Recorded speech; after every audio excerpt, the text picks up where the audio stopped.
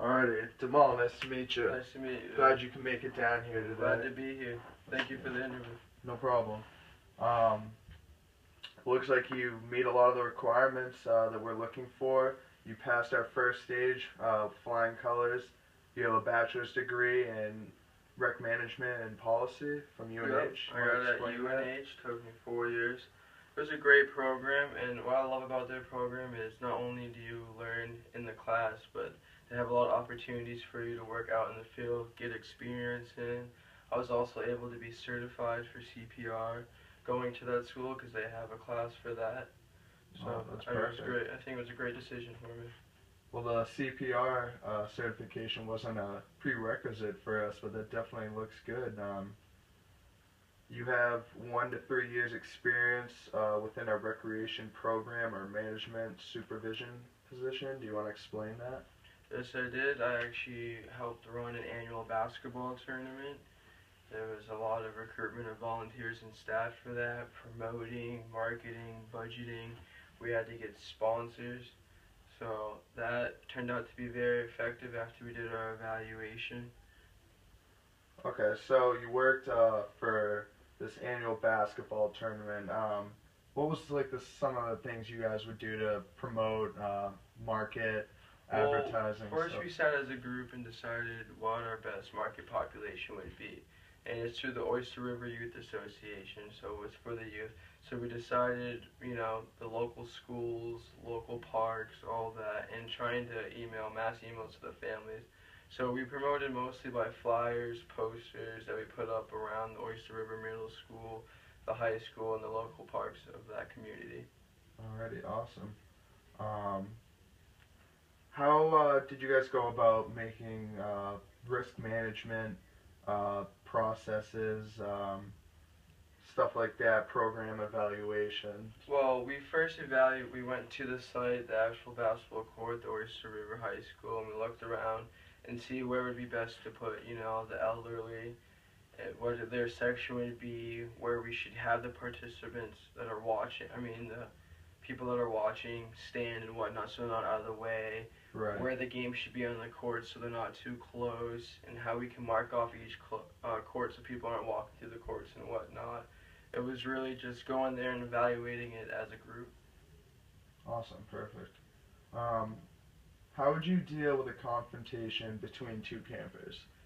I would get a few of my staff, probably 2 of them, and I would help, split the 2 campers apart, and I would like to talk to each one individually to hear out their arguments, sit them down, and have them feel like they're being listened to. And then after that, ask both of them if there can be any solution, and see if there's any way we can help them as a staff, with my staff and volunteers.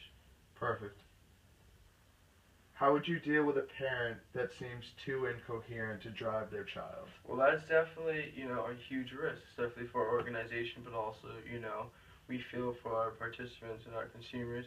I, myself, would pull the parent away and talk to them one-on-one, while one staff member would call the officials, and I'd have 2 staff interacting with the child to make sure, they're kind of oblivious and they're having fun, while I can talk to the parent personally to see what's going on and handle the situation.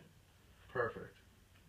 How might explaining the rules to campers be more effective? So, other than just, explaining to them verbally the rules of the game, how might you better demonstrate or I think explain being to them? effective in a program goes more than what you post on your websites or hand out.